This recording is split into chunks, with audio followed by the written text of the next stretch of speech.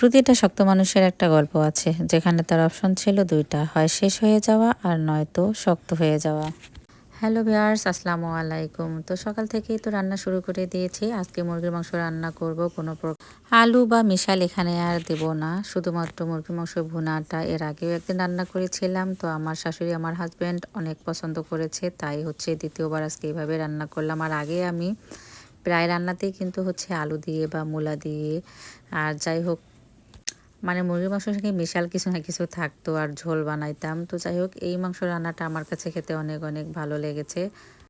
আর একটু তেল মশলা কম দেওয়ারই চেষ্টা করতেছি, যেহেতু আমার শাশুড়ি আমার খাওয়া যাবে না, তো এই জন্য হয়তো বা একটু ফ্যাকাশে লাগতেছে দেখতে। আপনাদের কাছে কেমন লাগলো মুরগির মাংস রান্নাটা অবশ্যই অবশ্যই একটু কমেন্টসে জানাবেন।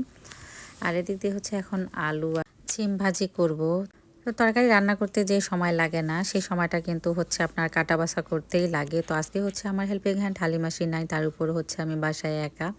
তো অনেক বেশি আগে আজকে প্রেশার হয়ে গেছে আমার জন্য কাজের, তাই ঠিক মতো আজকে ভিডিও করাতে সময় দিতে পারিনি। অল্প অল্প করে একটু ভিডিও ফুটেজ নিয়েছি। আর এই তো রান্না শেষ করে চলে গেলাম মেয়েকে নিয়ে আসার জন্য স্কুল থেকে। তো স্কুল থেকে আসার সময় ও কিন্তু হচ্ছে ব্যাগটা নিতেই চায় না। তো ওর বড় আম্মু থাকে অবশ্য সঙ্গে।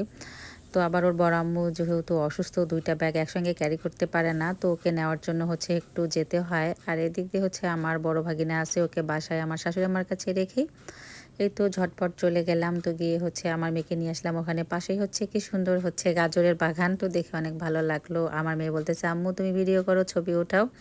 আমি তো ভুলেই গিয়েছিলাম আর কি, টেনশনে, যেহেতু বাসায় গিয়ে আরও কতগুলো কাজ করতে হবে। তো যাই হোক, ওর বলাতে আমার অনেক হাসি পাইলো, ভালো লাগলো। আর আসলে আমাদের সঙ্গে ভিডিও করতে করতে, ছবি তুলতে তুলতে ওদেরও আর কি অভ্যাস হয়ে গেছে।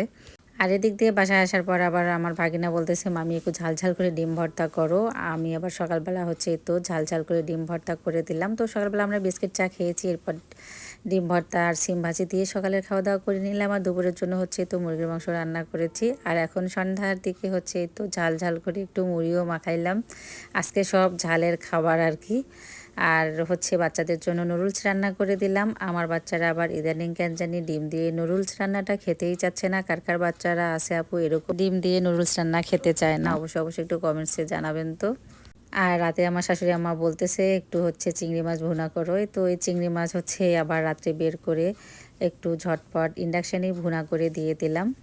আর আজকে বাসায় অনেক কাজ করেছি আমরা, কারণ আজকে হচ্ছে অনেক কাপড় চোপড় পরিষ্কার করতে হয়েছে, যেহেতু সামনে রমজান মাস, প্রিপারেশান নিচ্ছি। তো প্রথম প্রিপারেশানই হচ্ছে আগে কিন্তু কাপড় চোপড় হচ্ছে পরিষ্কার করা, দ্বিতীয়ত হচ্ছে এরপরে তো ঘর ছাড়া মোছার ব্যাপার, ফ্রিজ পরিষ্কার, এগুলো তো আছেই। তো রাতের জন্য হচ্ছে এই তো রান্না করলাম চিংড়ি মাছ ভুনা ধনিয়া পাতা দিয়ে। কেমন লাগতেছে রান্নাটা অবশ্যই কমেন্টসে জানাবেন। ভিডিওটা ভালো লেগে থাকলে একটু লাইক কমেন্টস শেয়ার করবেন। ভালো থাকবেন।